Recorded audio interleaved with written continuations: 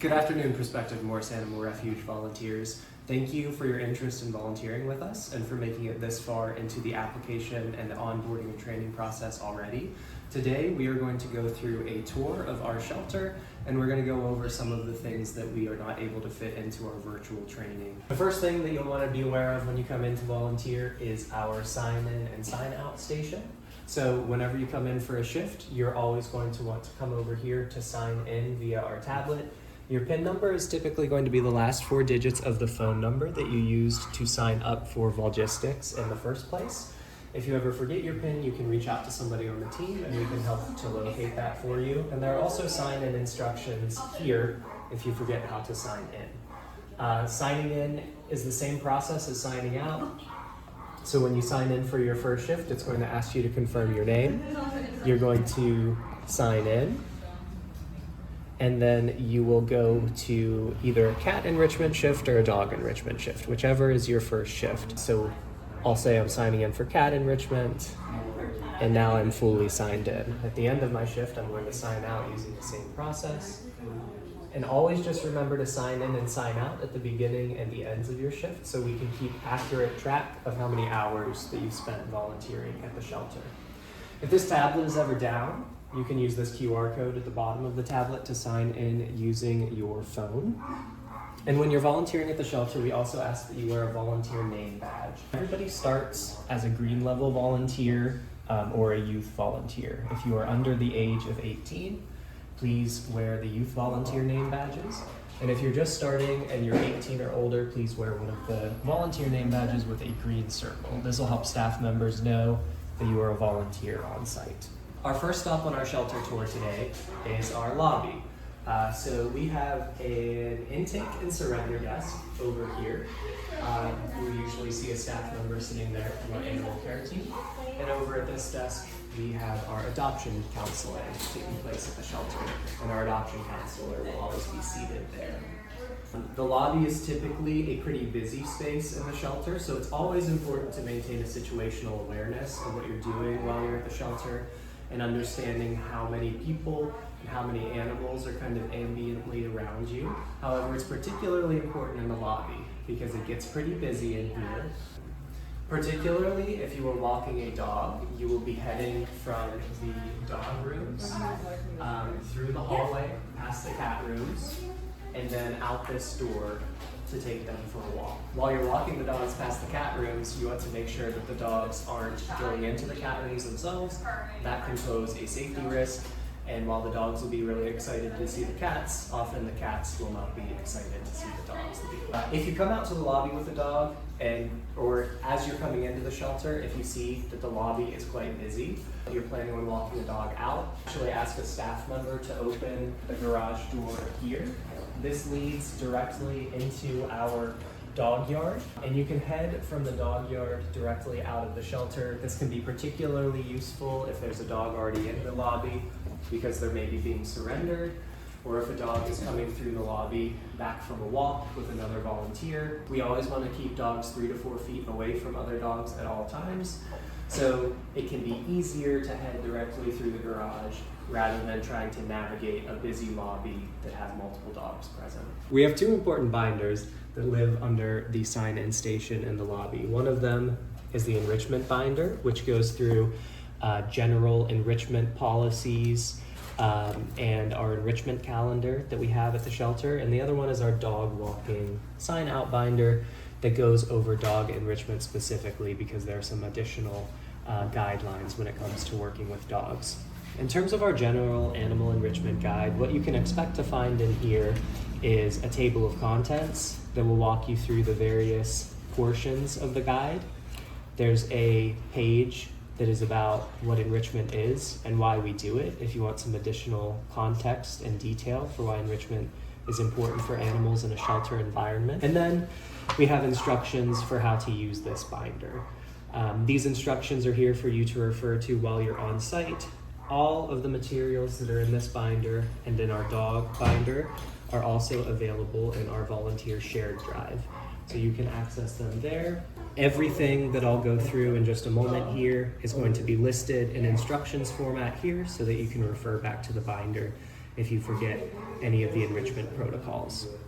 The way that we handle enrichment at the shelter is our first and our last shift of each day is dedicated to a structured enrichment activity that's already been planned for the animals. So our 12 p.m. shift and typically our 3 p.m. shift, those are going to be those structured enrichment activities. So if a volunteer comes in for one of those shifts, they're going to be doing the activity listed on the calendar. Now, we are open later on Wednesdays and Fridays, so you'll see that the structured enrichment activity for the late shift is actually 5 p.m. on those days rather than 3 p.m. on those days. If you're not signed up for the first or the last shift on a given day, you will be doing free-form enrichment with the animals. So you're coming in, you're hanging out with the cats and dogs in whatever way you prefer. And you will be working specifically with the animals who are within your color level at the organization. So the animals have a color level, you have a color level as a volunteer, and you'll work with whichever animals you would like to during that time for unstructured free-form enrichment if you come in, for example, for the 1 p.m. or 2 p.m. shift throughout the day. Now, these are not demarcated differently in Volgistics. So the 12 p.m. and the 1 p.m. and the 2 p.m. and the 3 p.m. shifts, those are all the same cat enrichment or dog enrichment sign-up slot. So you'll have to know when you're coming in, if you're signed up for the 12, you're going to be doing the activity. If you're signed up for the 1, you're going to be doing unstructured enrichment. We have an enrichment calendar for the cats monthly, and we have an enrichment calendar for the dogs monthly. Now, when you are looking at the different activities that are listed for a given day for enrichment, some of them might be pretty obvious, how you complete that activity with the animals. Some of them might be a little bit less obvious. Behind tab 4 of our binder, we have instructions for each of the enrichment activities that you will find listed on the enrichment calendars. And they are all listed in alphabetical order. So if you're doing brushing with the cats, or if you were doing favorite toy play with the dogs, there will be a description of how to complete that activity with the animal. And if you have any additional questions, you can feel free to follow up with one of our animal care staff members or with one of our life-saving staff members. So coming through our lobby, we have our 3 cat adoption rooms, which are in our main shelter hallway. And then we have our dispensary. Our dispensary is an animal's first arrival point at the shelter. So when they first get here, they're going to complete their intake exam here at the dispensary. So it is typically a pretty stressful time for the animals, which is why we have the employees only sign on our door. If that door is shut, please do not come into the dispensary. That means that there's an animal intake exam in process. However, we do sometimes and often have different enrichment items stored in the dispensary for the animals. So we've got some different toys for cats and dogs here. We've got some grooming supplies here. Sometimes we will have kitty calms or slow feeders. If there's something in the dispensary that you need, please ask a staff member. And if the door is open and the room is free and there's not an active intake exam in process, we will typically advise you to get what you need out of here. If it is not free, then we can sometimes come in and get the items that you need for you. You should expect to find hand sanitizer stations in each of the rooms of the shelter because it's very important that after each interaction with a different animal, we are always sanitizing our hands. So if I'm playing with Sunbeam and spending some time with her, and then I go to work with Frank, I want to make sure that I'm sanitizing my hands in between so that I'm not spreading Sunbeam's germs to Frank. This is especially important when animals are sick with an upper respiratory infection. And if you ever see this sign on an animal's kennel, that means we can still certainly work with them, but we have to work with any sick animals at the end of our shift. So if I wanted to work with Cynthia and Baby and Gala Gala, I would want to wait until the end of the shift to work with each of them so that I wasn't spreading potentially their upper respiratory infection to any of the healthy animals at the shelter. On the animals' kennel cards, you will find some basic information about them. So how old they are, when they got to the shelter, or their intake date. Those are all going to be things that you find available as information on their kennel cards. You will also find on the animals' kennel cards a sticker in the upper left-hand corner that is going to indicate their handling level.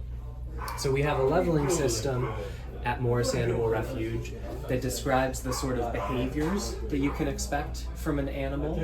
So our green level animals are at the most basic level, and our red level animals are at the most complicated level.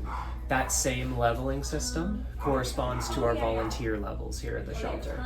So when you're working with green level animals, you can anticipate that you will have little to no handling difficulties. They're going to be pretty social and friendly, and it'll be a lot like working with your cats or dogs at home, provided you have friendly cats and dogs at home. Working with yellow level animals is going to be a little bit different. They will typically be a little bit shyer, or they might be animals who enforce their boundaries a little bit more strongly. So you might expect some more growling or hissing from animals who are yellow level as opposed to animals at green level. Animals who are purple level, like baby here, are going to be a step above yellow level animals. So purple level animals will typically be what we call TTA animals, or time to adjust animals. And those are going to be animals who have a higher level of fear, anxiety, and stress at the shelter, and so we might need to know some specialized techniques in order to engage with them. We don't have an example of a red level animal in this room, but red level animals are typically animals who are on bite quarantine, or animals who are sick with a particularly contagious illness, and only staff members work with red level animals. In order to work with green level animals, you have to have completed this training video and all other training materials up to this point in the training process. But once you've done that, you can work with any green level animals at the shelter. To work with yellow level animals, you first have to serve for at least 12 hours at the shelter. You have to volunteer at least 12 shifts and get a sense of working with the animals, and then you will schedule a yellow level animal handling evaluation where a staff member will observe you working with a yellow level animal, and provided you do all the right things, you'll be bumped up to yellow level in our system. So again, you've got to be yellow certified to start the process of getting purple certified, but there is no hour requirement between yellow and purple. You can go straight from being yellow to purple level, provided you complete training videos and quizzes. Red level animals will remain staff only. On the animals' kennels, you will also see treat counters and I love versus I do not love cards, which is where we can indicate the different preferences that the animals have and the treats that they've eaten throughout the day. So you'll be able to find dry erase markers in our different adoption rooms for the animals, and you will update the cards with the dry erase markers. So, for example, if I gave Gala Gala 2 small temptation treats, I would mark off 2 hash marks on his treat counter. The cats and the dogs get the total amount of treats listed on the treat counters each day. So cats get 6 small treats and 2 large treats per day. Dog treat counters are a little bit different, but make sure that you're not exceeding the amount of treats that are listed on their treat counter. If you come in and Gala Gala has already had 5 treats throughout the day, and those are marked off here, that means that he can only get a maximum of 1 more during your shift. You also want to pay attention to any additional signage that you might find on a kennel. For example, Cynthia only eats a specific food each day, and that means that Cynthia should not get any treats because we want to make sure that she is on a strict diet. There will also sometimes be signs that say things like, "will run," or "I'm taking a break currently." And you want to heed whatever those signs say. We will also have descriptions of what each of the signs mean in the enrichment binder, so you can check that out if you have any questions about those. There is a copy of the cat enrichment calendar in cat room C, in addition to being in the enrichment binder itself. This is our small dog room at the shelter, and it's where we keep our small dog population. There are several things worth noting in this room. First, there's a restroom that you can use here. There are slip leads and leashes that we use with the animals here. So leashes you're all likely familiar with. Slip leads, some of you may or may not be familiar with. They look a little bit like dog lassos, and we use these to move dogs from point A to point B within the shelter itself. We never use just a slip lead around a dog's neck, and we never use just a leash and collar around a dog's neck to take them for a walk. Instead, we always, if we're taking the dogs outside of the shelter, want them to be wearing a harness hooked to a leash, or we can make a slip lead harness, which I'll show you how to do later in the video. A lot of the dogs pool, and we want to make sure that they're not injuring themselves during walks with just a leash or a slip lead around their neck. In this closet, we have walking and training supplies. So everything that's listed here: water bottles, treat pouches, and basket muzzles. Water bottles and treat pouches you want to bring with you on each walk with the dogs so that you can provide them a drink of water if they need. All of our water bottles have trough attachments on them. And you also want to have a treat pouch full of treats with you in case the dog needs rewarded for positive behavior, or in case you need to distract the dog from another dog. Basket muzzles are specifically for animals who have a bite history. And if they do have a bite history and they do need to wear a basket muzzle, we will help you get them into it, and we will inform you that they'll need a basket muzzle. It's pretty rare that we have dogs who need to wear muzzles. Also in this closet, we have our volunteer dog walker vests. So please always wear these when you're walking the dogs, because it helps to market the animal. As a volunteer, you are a liaison between the dog and potential adopters. And if they know that they can stop you on a walk and get some information about the dog and maybe do a little mini meet and greet, that gives the dogs a much higher chance of getting out of the shelter sooner. So always wear these, and you are welcome to do any sort of marketing of the dogs on walks, provided they have not already been adopted. If you are not comfortable introducing somebody to a dog out on a walk, you can always encourage them to follow you back to the shelter and meet with the dog here rather than meeting with them on the walk. We have a copy of our dog enrichment calendar in the small dog room, in addition to being in the binder in front of the shelter. And then we have all of our dog treats in this bin here. Just make sure to close the bin up so that we don't feed the rodent visitors at the shelter. In this drawer, we have waste bags for walks. Always make sure to bring those along with you. And over here, we have a lot of clean equipment for working with the dogs. We have muffin tins for muffin tin food puzzles. We have clean water bottles. Anything from this side of the sink area is good to take. However, over here, I don't recommend taking anything if it is in the sink itself or if it is here, because that means it is either sanitizing or drying. And then right over here, we have the harnesses for our dogs. And then there are typically some additional enrichment supplies and additional dog walking vests up here. The harnesses are unsorted, so most of the animals will have a harness already picked out for them, and it will be hanging on the outside of their kennel, as you can see with Phoebe here. But if you need help picking a harness for a dog, let a staff member know, and we'll be happy to assist you with that. Up the ramp from the small dog room, we have our large dog room. Always watch your step coming into the large dog room, because there is a lift here. And then there is also a little step down coming into the large dog room itself.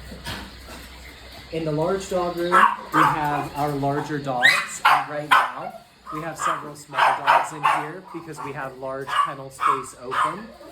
We also have extra slip leads and leashes, our dirty toy bin, and our clean toy bins here and here. Watch your step coming out from the large dog room into the yard. And there's another step in the yard here. When we are playing with the dogs with toys, we always want to make sure that we're cleaning up any toys out of the yard and putting them in the dirty toy bin. Most of the dogs can also have toys with them in their kennel, unless there's a sign outside their kennel that says not to give them toys, because some of the dogs might tear up stuffed toys, for example. But you can, if they have a particular liking for a toy, you can typically allow them to take it into their kennel. But if it's not going back into their kennel with them, we want to place it in the dirty toy bin. Good boy. Anytime we have a dog out in the dog yard, we actually want to keep the slip lead on them while they're out here. And you want to make sure that you have tightened it adequately so it's around their neck but not too tight. This is a safety precaution just in case somebody were to walk out of the dog yard room and out into the dog yard without first checking to see if we were out here.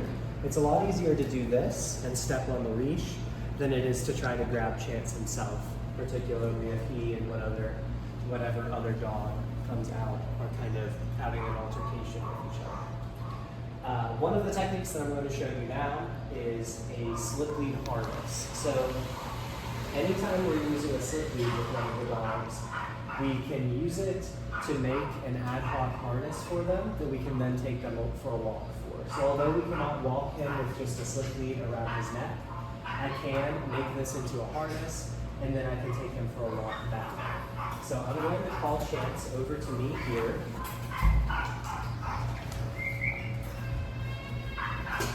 And in order to do a slip lead harness, we take the slip lead like this.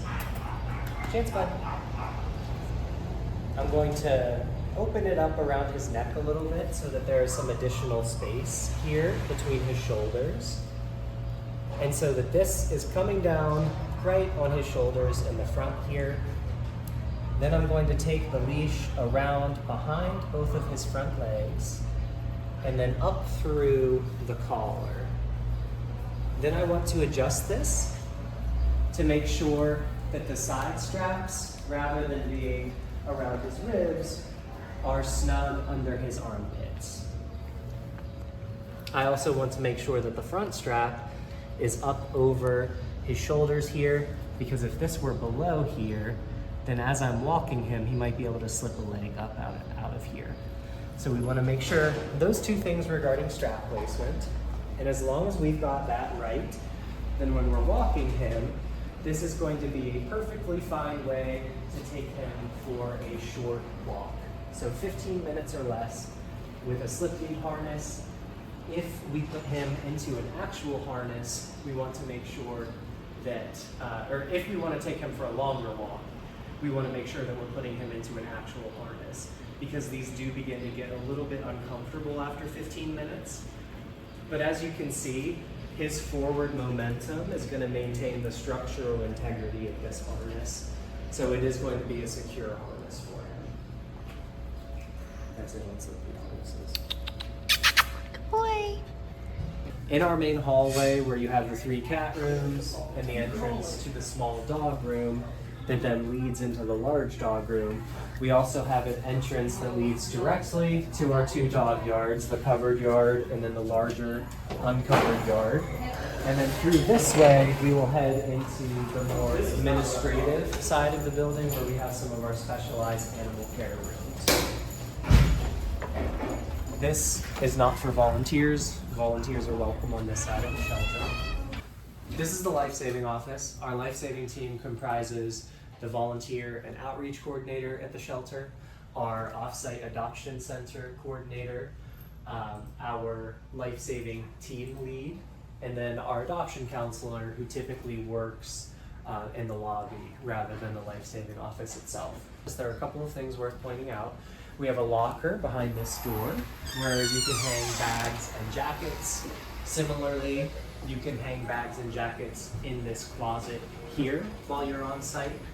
That can be helpful so that you're not having to carry a bag around with you that a dog might be particularly interested in. In this little system of drawers, we have extra enrichment items. So there's extra waste bags, there's collapsible water bowls, and some other goodies in case you're not finding what you need on the adoption side of the shelter.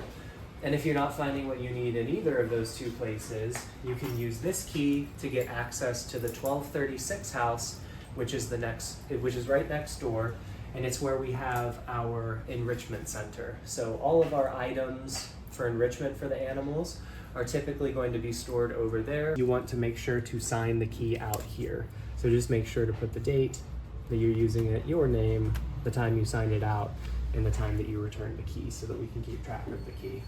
In the enrichment binder, after you have completed an activity with one of the animals, you always want to note on their I love versus their I don't love card whether they enjoyed the activity or not.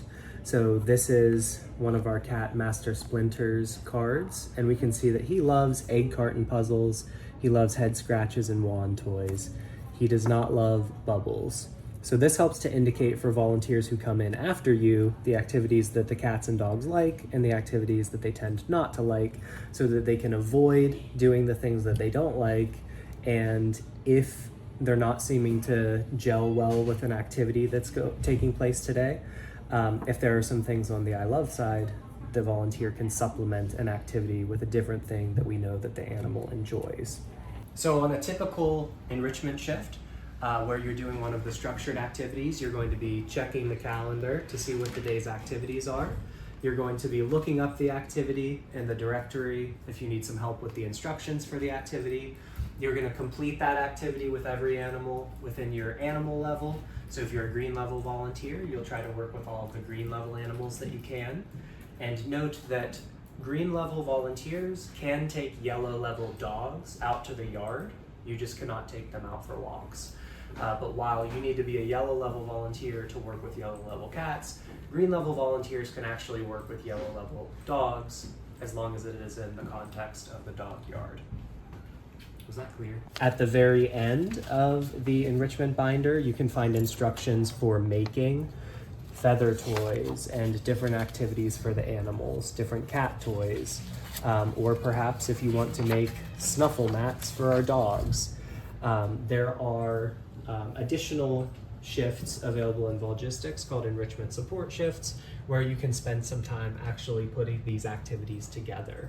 When you are just prepping an enrichment activity for the animals, we typically do that in the enrichment center, which we'll show you a little bit later in the tour, and then we bring them over the activities to distribute them to the animals.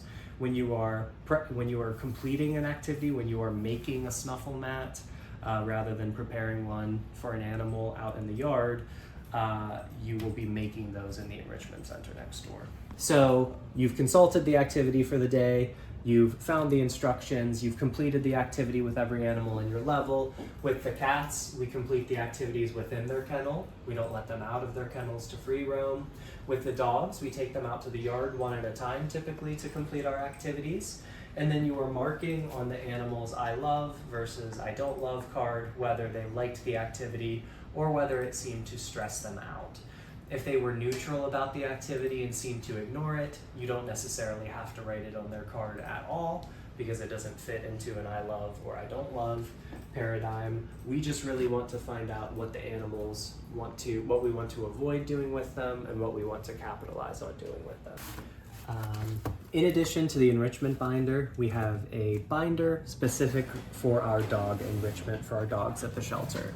This is because when we work with dogs at the shelter, there are some slightly elevated risks working with them. When we walk them outside, they could potentially get off leash. They could potentially have an altercation with another dog. And all of the resources in this binder are to help you minimize that risk and make sure that you're working with the dogs as safely as possible and as comfortably as possible for you.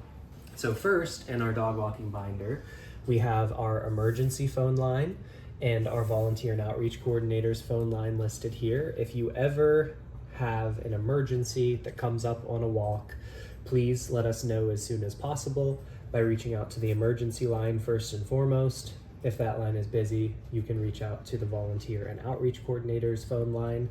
And this will ensure that we're able to dispatch a staff member as soon as possible if you need assistance.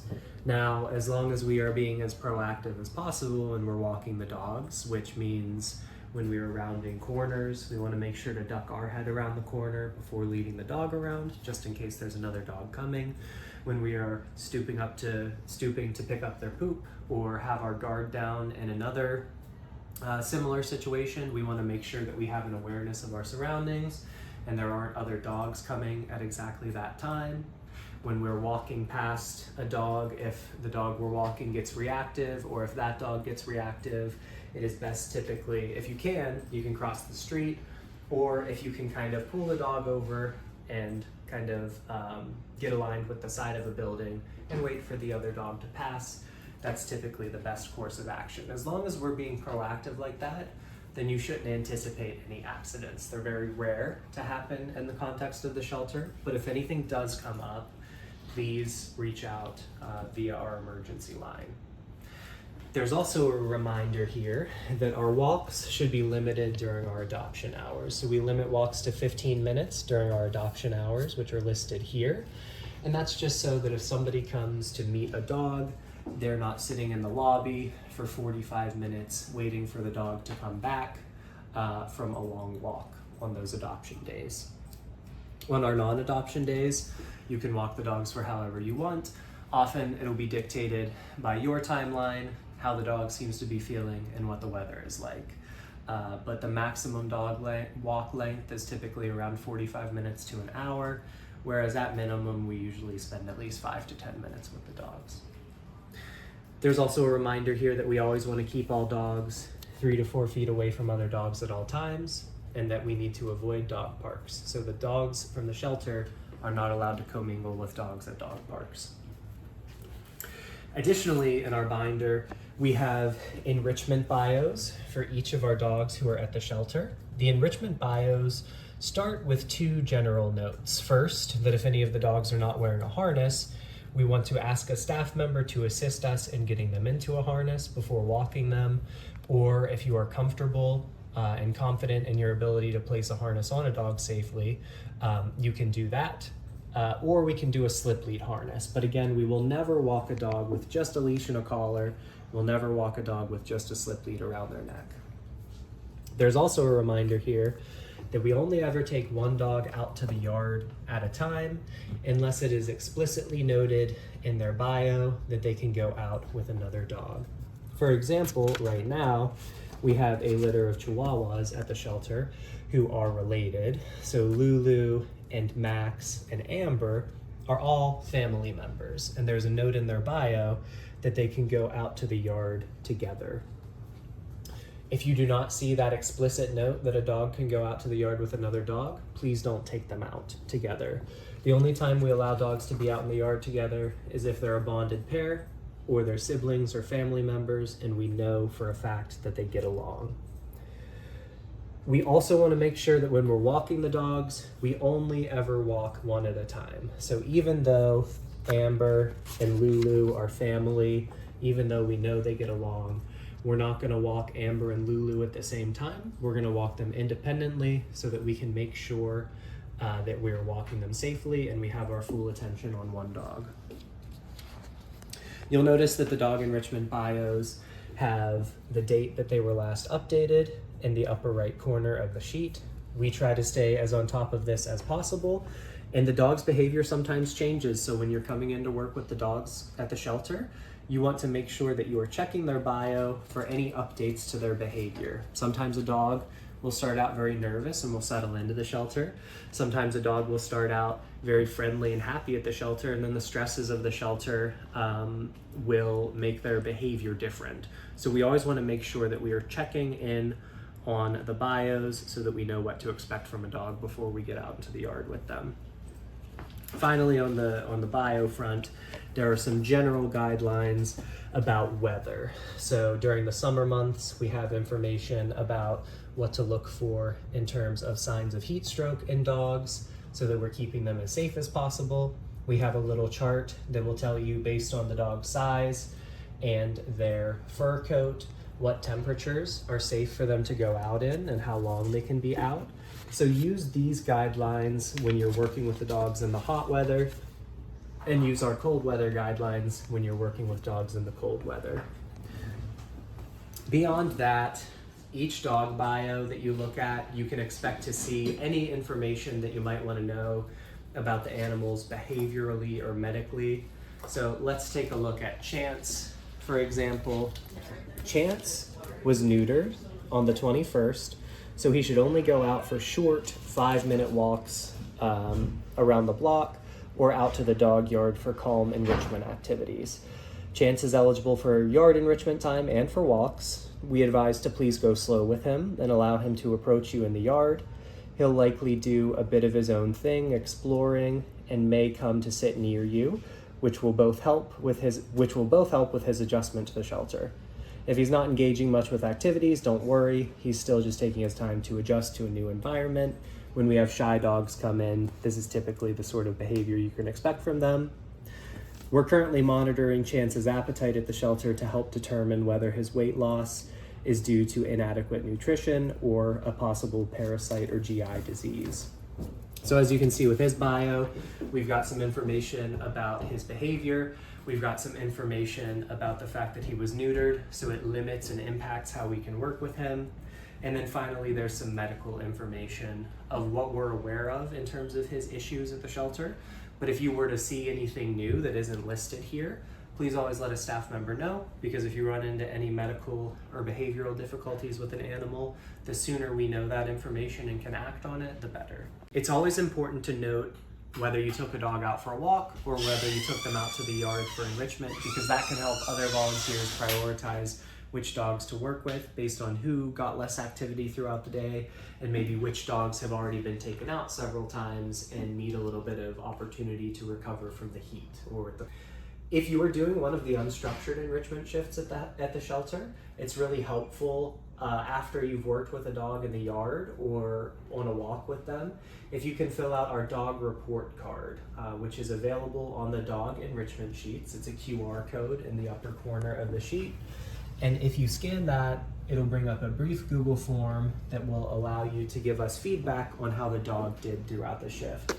The more that you can complete those for each dog that you work with, the more information that we get about the dogs, which we can then convert into information for the dog enrichment bios, and also even use in adoption counseling for the animal to ensure that we're getting them into the best possible homes.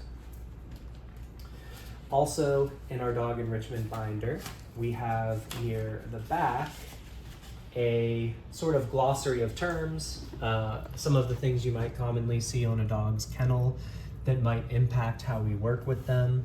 For example, an RTO dog, you might be looking for what that means, which is return to owner. And those are dogs that we cannot take for walks because they're not technically our dogs. They're just temporarily in our custody, but they can still go out to the yard for enrichment. So you always want to be aware of what this shelter terminology means, so you can consult this glossary, and there's also an expanded glossary in the enrichment binder itself for any explanations on the signs or the terms that we use here at the shelter that might impact how you work with the dogs. One note of particular importance is our surgery fast track slips. If you see an animal that has a slip that they're having surgery with the day's date written, or that they're post-surgery, that indicates that they're either about to have surgery or that they've just had surgery. And that will impact how we work with them, particularly with the dogs. We cannot walk dogs if they're having surgery on that day, because we want to ensure that they're here on site to have the surgery performed. If you see an animal that has the surgery slip in their kennel card, we cannot provide dogs or cats any treats. So no treats for animals who have the surgery slip in their kennel card, because that can conflict with their anesthesia. And then finally, if a dog has a post-surgery slip in their kennel, that indicates that they should only be going for very short walks or very calm yard enrichment. All of what I just described is listed here in these paragraphs, but it's really important that we call attention to the surgery recovering animals. Finally, our last couple of documents in our dog enrichment binder, we have our puppy playgroup protocols. From time to time, we will have puppy litters on site, which the volunteers are very much welcome to work with. But in order to work with puppies, we have to follow certain protocols, because they're often unvaccinated or under-vaccinated, and we always have to work under the assumption that they might have brought an illness with them to the shelter. So we want to protect them from getting illnesses from us and the other animals, and we also want to protect the other animals and us and our own pets from getting illnesses from the puppies. So we do have to wear gowns and gloves when working with the puppies, and we have to end our shifts working with the puppies, among other things. Anytime we have a puppy litter on site, there will be an announcement about that. And we have our puppy play group protocols listed here in our volunteer shared drive and outside the isolation room, which is in the shelter. We have a couple of suggested dog walking routes also in the dog binder. So if you're unfamiliar with the area, you could check out the Seeger Park route, the Conn Park route, or the Hawthorne Park route. Just keep in mind that dogs, you can walk to a dog park as a landmark, but the dog can't physically enter into the dog park. This is the last thing in here. And then finally, at the end of our dog enrichment binder, we have our shared Morris photo album. So if you get any great photos or videos of the cats or the dogs while you're volunteering here, you can use the QR code to upload those to their individual folders. We have in our shared drive the photos organized by species, so cats and dogs. In those you will find subfolders depending on where the animal is, whether they might be at PetSmart if they're a cat, or on site, or in foster care. And then within those sites, you will find the individual animals folders, and you can feel free to add any photos or videos that you get of the animals, and that can help ensure that we're getting them adopted as soon as possible, so that we are allowing individuals who are interested in adopting get a sense of the animal and their personality through those photos and videos. Out in our little hallway outside of the life-saving office and outside of the dog yards, we have our hallway that leads directly into our cat holding and time to adjust space. We have another restroom that you can use while you're on site, including the one in the small dog room. And this is our cat holding space and time to adjust space. So all of the cats who are in this space are either time to adjust, which means they have a higher level of fear, anxiety, and stress at the shelter, and this provides them a space where they can decompress and not have to worry about being interrupted by adopters throughout their shelter stay until they're comfortable enough to be moved out to the floor. Sometimes we use this as an overflow space. If we have a high cat population, some of the cats will be back here. Sometimes we will have cats who are sick back here or recovering from an illness. Sometimes we will have cats who are on bite quarantine. I mentioned earlier sick or recovering from an illness, and then Misty sneezed a couple of times. Sometimes we will have URI positive cats back here, but we will also sometimes have upper respiratory infection positive cats on the adoption floor.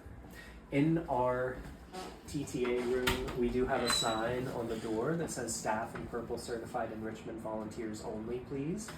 And that is just because we do sometimes have those TTA cats, we sometimes have those sick cats, sometimes we'll have cats with ringworm back here, and we need to know how to engage with those cats before we come into this space and potentially. Second and a half floor have our executive director's office and our development team's office. And then on our third floor at the shelter, we have our isolation room. This is another room that you have to be at least a purple certified enrichment volunteer to work in, as the sign says. And sometimes, depending on what we're treating in the isolation room, volunteers may not be permitted in this room at all. The one exception to needing to be at least a purple level volunteer is green level volunteers can work with puppies in this room when we have puppy play groups on site, because we do typically do puppy play groups in the isolation room. And it is very important for puppies to get socialization time, and it's very important for us to get socialization time with puppies. So we do not preclude green volunteers from working with puppies, but you do need to follow all puppy play group protocols, which are listed on the door here. And if you're working with animals in this side of the shelter who are sick, because the isolation room is where we keep any sick animals quarantined away from other animals at the shelter. Typically, if an animal has an upper respiratory infection, they will still be on the adoption floor. This space is for more urgent illnesses, such as something very contagious like ringworm or something very dangerous like parvo. But if you're working on this side, in the isolation room, you do have to end your shift here working with the sick animals. So there is a QR code for you to sign out of Logistics on the door here. Rather than going back to the main side of the shelter and signing out, we ask you to sign out here so that you're not potentially bringing any germs to any of the other animals at the shelter. Typically, when we have animals in the isolation room, we will always list what we are treating on the isolation room door so that you know what to expect and what kind of PPE or personal protective equipment you need to wear before going into the isolation room if you are a purple level volunteer. So we have that PPE sitting outside, we have gloves to wear, we have yellow gowns to wear, and then we have booties that you'll also be wearing. Up the stairs on our administrative side of the shelter, we do have on our second floor our surgery suite, which is where animals have spay and neuter surgeries at the shelter. We typically have a veterinarian who comes in on Sundays and sometimes on Wednesdays to do spay and neuter surgeries. So if you come in on one of those days and you see animals who are drooling excessively, or they seem sort of out of it, or they're potentially whining, that's usually recovery from anesthesia, and it looks worse than it actually is. So don't be too alarmed if you see anything like that. Up here on the sort of second and a half floor, we have our staff break room, where you're welcome to come and decompress if you need to sit down if it's a hot day. And we also have our water fountain, where you can get a variety of different settings of water served up to you. So you can feel free to refill your hot water bottle. You can get some hot water for some tea, and feel free to use this anytime to eat. Okay, now let's head to the enrichment center next door using our Nemo key to show you what we have going on the other side of the shelter.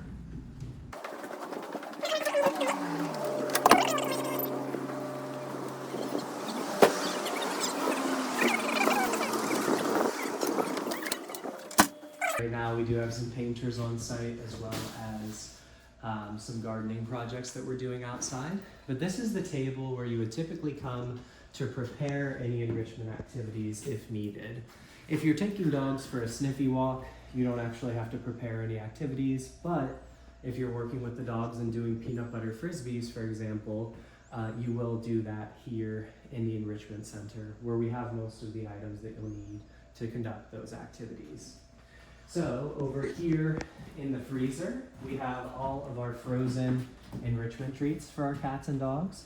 On the first two shelves, we have cat treats, and on the second two shelves, we have dog treats. So if the activity for the day that is listed when you come in at 3 p.m.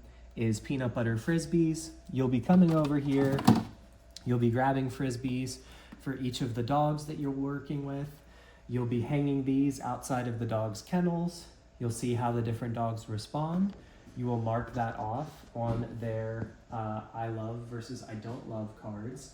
And then at the end of the shift, you will clean any items that you used. And if you have some extra time left over, it's very helpful if you can prepare an equal amount of what you took out of here. So say you used 6 frisbees. Our general cleaning process at the shelter, after a dog has done most of the work and licked the peanut butter off of here, we're going to wash the dishes in the small dog room sink using dish liquid, and then we will spray the items down with Rescue, which is our general all-purpose cleaner at the shelter. When you're using Rescue, which is our all-purpose non-toxic sanitizer at the shelter, you want to spray items down after they've first been washed, and then you want to allow them to rest for at least 5 minutes to fully disinfect. At that point, you can then rinse the items, dry them off, and return them. Or if you are prepping some frisbees at the end of your shift because you used 6, if you'd like to smear peanut butter across 6 more frisbees and pop them in the freezer, that will ensure that they're available for the next volunteer who comes along. Over on this side of the enrichment center, we have all of our enrichment items for our animals stored here in these bins. And we use a variety of both commercially produced supplies as well as DIY enrichment supplies, because sometimes a cat loves nothing more than just having a paper bag thrown in their kennel, and they enjoy that a whole lot more than the $30 food puzzle that you bought for them from Chewy. So when you come in to complete your enrichment activities, sometimes you'll see things like egg carton food puzzles or paper bag nests. Sometimes you'll see things like peanut butter frisbees or food puzzles, and you can use a combination of the DIY and commercially produced products. All of our non-frozen food supplies are in this cabinet here. So if you are prepping licky mats or broth cubes for cats, for example, you can use wet food. If you are prepping treats for the dogs, you could use pumpkin, for example, or any of these treats. Typically we have peanut butter stored here, but if you're ever not finding an item, you can check next door, check in with a staff member, and we can help you find that item. Or if we are out of it, let us know and we can order in some more for the shelter. It's kind of an invisible line dividing this side of the enrichment center from this side of the enrichment center. Everything that is stored in these old-fashioned kennels is actually for our foster team. So please don't take any of these supplies. For example, any of this wet food. You'd want to use the wet food that is in the cabinet that I showed earlier, so that we can make sure that we have enough items to send home with fosters when they're caring for animals off-site. We have two dog yards at the shelter. We have our larger open yard, and then we have our smaller enclosed yard that also doubles as a garage. So the van is typically parked there. We use the dog yards for three primary purposes here at the shelter. So sometimes a dog may not be able to go for a walk for enrichment. So instead, we can take them out to the yard. That'll be cases where, for example, a dog is on microchip hold. Well, we can't take them for a walk, but we can still hang out with them out here. A lot of the activities that we do with the dogs are also things that we can complete in the yard. So a lot of the enrichment activities like fetch or snuffle mats or snack scavenger hunts, those are things that we'll do out in the yard because that's more conducive than doing those out on the grass. And then finally, we use the yards as dressing rooms for the dogs. So if the dog is not already wearing a harness, we can take them out here with a slip lead and place a harness on them out here, which is a lot less chaotic than trying to do it in the stress of the dog rooms. So we use this area as a dressing room as well. As long as the gates to each respective yard are closed, and you close these gates by lifting this side, sometimes they stick a little, and then anchoring it in this hole here. You will not be able to turn these if you haven't first lifted it. But as long as the gates for each respective yard are closed, we can work with one animal per dog yard. As long as the gates are closed, you can have one dog per yard, but we do not have two dogs at the same time in the same yard unless we know they get along, which you can find out in the dog enrichment binder. Over here, we have our supplies for cleanup for working with the dogs. So we have in this shed our pooper scoopers, which are steeped in rescue, so they are always sanitized. And then over here, we have a brush for cleaning up messes, as well as our squeegee. Anytime a dog pees, we want to use the rescue in this bucket to scrub the area. We then let the area sit for 5 minutes so that it sanitizes, and then we use the squeegee to move any of the remaining liquid to one of the drains in the yard. If the van is ever parked in the small yard and you need it not to be, please ask a staff member and we'll be happy to pull it out into the loading bay for you. But both of these yards can be functioning at the same time to assist with both an adopter meeting a dog over here and potentially volunteers working with the dog over here, as long as the dogs are not distracted by each other. So when we're thinking about bringing a dog out to the yard, there are a couple of things that we want to do first.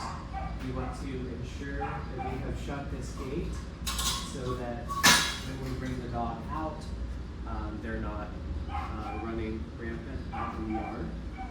We also want to make sure, although I'm checking now to make sure nobody's out here, I also want to make sure when I'm coming out of the dog yard room, or the large dog room rather, that there's nobody out here before I head out. So let's head this way. So I'm going to go over how to safely unkennel one of the dogs. We're going to grab a slip line so that we can take them out to the yard and control them as we lead them to from point A to point B. I'm going to grab a couple of treats, which can help convince the dog to put their head through the hole if they're not interested in doing that in the first place. And we're also going to be working with a dog who is quite jumpy. His name is Benny, so the treat might help get his attention a little bit.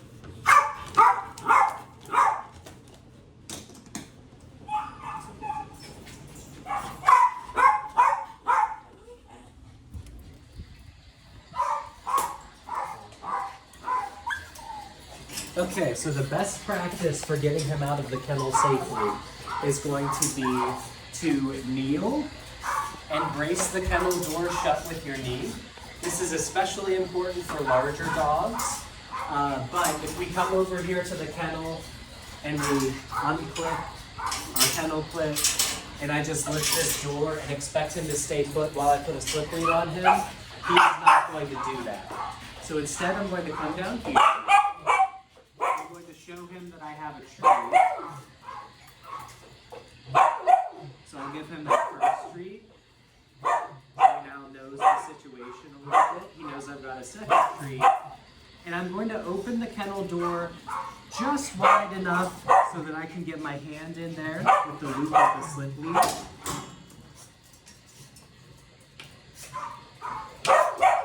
And then once that is properly around his head, he can come out of the kennel.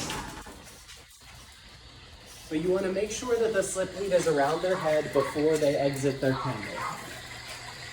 I'm going to lead them to the yard. I'm going to do a quick check to make sure nobody came out in the yard. And they did not. And then I'll open the kennel door, the yard door.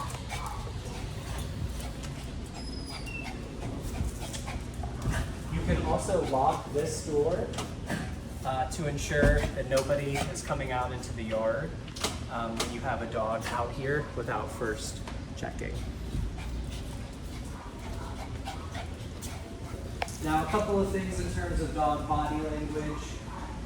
We can see from Benny's body that he's got very loose posture right now. He's very sort of jaunty and jangly, and he's running around. His tail's wagging a million miles per hour. He's kind of hopping up one knee here. He's licking me. The fact that he's coming into my space means that he's very social right now. Benny's a very friendly and sweet dog, and he loves attention and he loves cuddles. Now, if you were showing me signs that he were stressed, I might see a lot more stiffness in his body. I would see, he knows that I have a treat in my pocket still, which I will use to help get him back into his kennel. But if you were more nervous, I might see more stiffness in his body. I might see that tail being tucked if you were afraid. It could still be wagging out of nervous excitement, even if he's nervous. But the fact that he also has a loose body, that he's not whale-eyeing, you can see the iris and pupil of his eyes mostly. If his ears are not up at high alert, these are all indications that he's feeling very comfortable out here, very social. And when he barks like that, that's not any attempt to communicate aggression. That's just an attempt to get people's attention because he loves people's attention. Now, a dog like Benny can be difficult to re-kennel because he's so excited to be outside with us. So that's another place where treats come in hand. When I'm getting him back into his kennel, I'll show you how I'll use this to get him back in without using force to pick him up or to drag him or to pull him. We want to use minimal force at all times when working with the animals. So I don't want to drag him along. Instead, I want to coax him with treats if possible.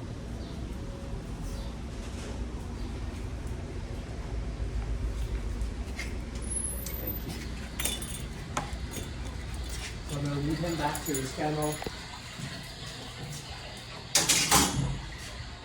And He's not immediately interested in going back in, so I'm going to focus his attention with this. I'm going to assume the position from earlier. I'll wait till he finishes his snack. And then this gives me the leverage that he won't be able to shoulder his way back out of here, or wriggle his way back out, and I can get the slip knot with his. Good job, Ben. And then you want to shut these, make sure they're fully shut, and then you can use these clips to lock at the bottom of the gate. When we're working with the cats at the shelter, the most important rule is that they are not allowed out of their kennels onto the floor in the adoption rooms. So Hershey is not welcome to come out on the floor, but I can work with her in the context of her kennel. And if a cat is showing signs that they are interested in being picked up, for example, if she were climbing up on me, it is okay for us to hold them outside of the kennel, but we don't want to go picking up cats willy-nilly. I would say 85% of them probably don't want to be picked up. But that is just to say that they're not required to be in their kennels at all times. We can hold them as long as we're supporting them properly. If we were working with a cat and we wanted to invite them on our lap, that is okay as long as they are not permitted to free roam. I also typically advise that you position your back to face the doorway entry to the room, so that if a dog comes around through the hallway, we're blocking line of sight between them and the cat. But as long as she is being chill enough and not trying to run, she can come out on my lap with me to just hang out. And you can, for example, brush a cat on your lap outside of their kennel. If we're looking to hold one of the animals, we just want to make sure that we are supporting them properly. So for Miss Missouri, I want to make sure that I've got one hand under her front legs, one hand under her bum, that I'm applying gentle pressure against my body so that she feels secure. We don't ever want to hold cats like this because they feel very uncomfortable like that. You can see her tail swishing there to show that she's a little uncomfortable. But as long as I'm holding her up against my body with a little bit of pressure, and as long as I'm supporting her properly and she doesn't feel like she's at risk of falling, she'll be pretty comfortable with me. We never want to walk too far away from the cat's kennel with them while we're holding them, because we want to give them the opportunity to hop back in whenever they're ready. We do have telescopic little stools that you can set up in the cat rooms to work with the cats, and you can adjust them to whichever height you need them to sit at, so that you can work with the cats on the lower corners.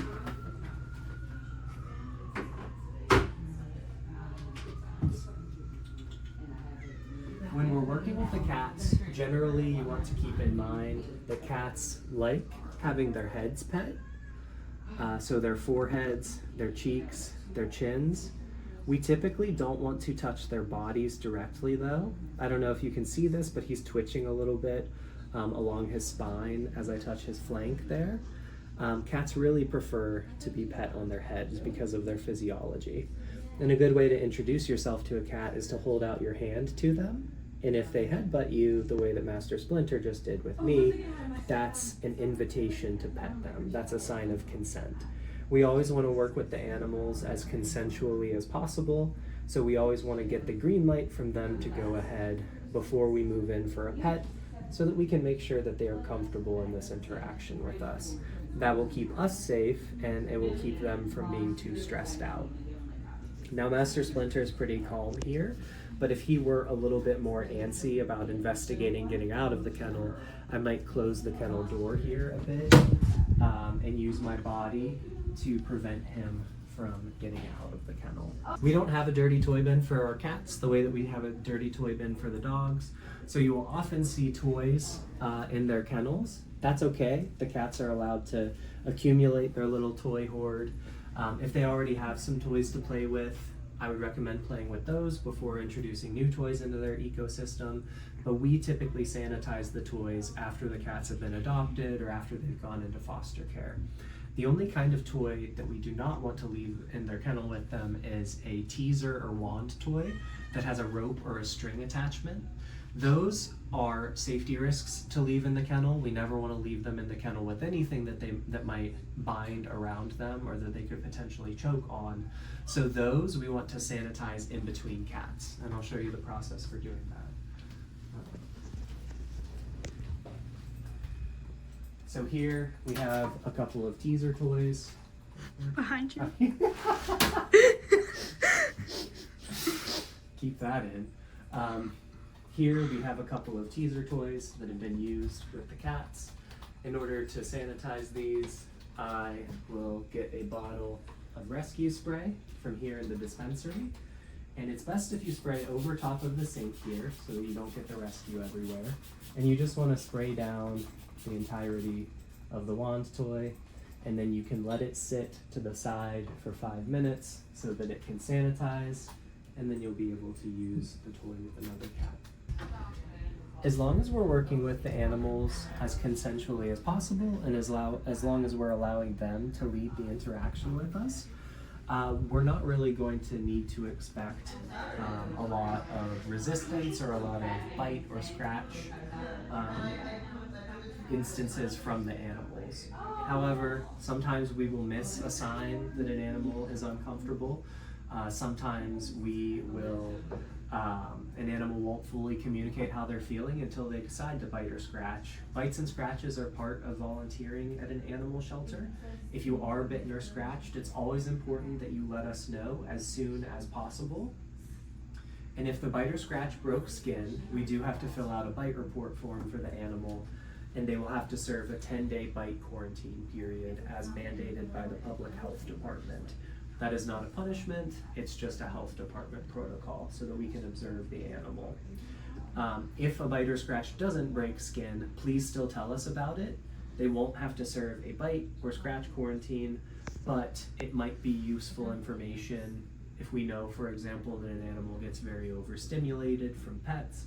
That might indicate that they're not the best animal to go home with a young toddler. So it can help us determine their adoption pathway. And in terms of just a little bit of a body language primer with the cats, we can see a lot from what Hershey. Yes.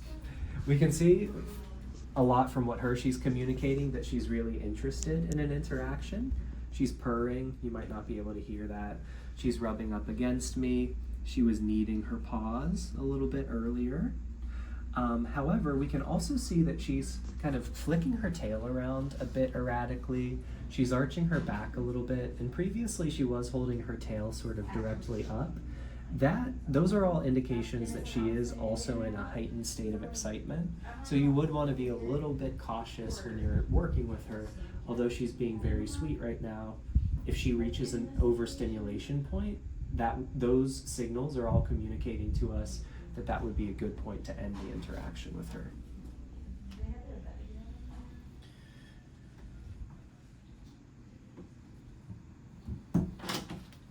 You always want to make sure that when you are working with the cats after you are finished, you lock their kennels back up by pressing the knobs in.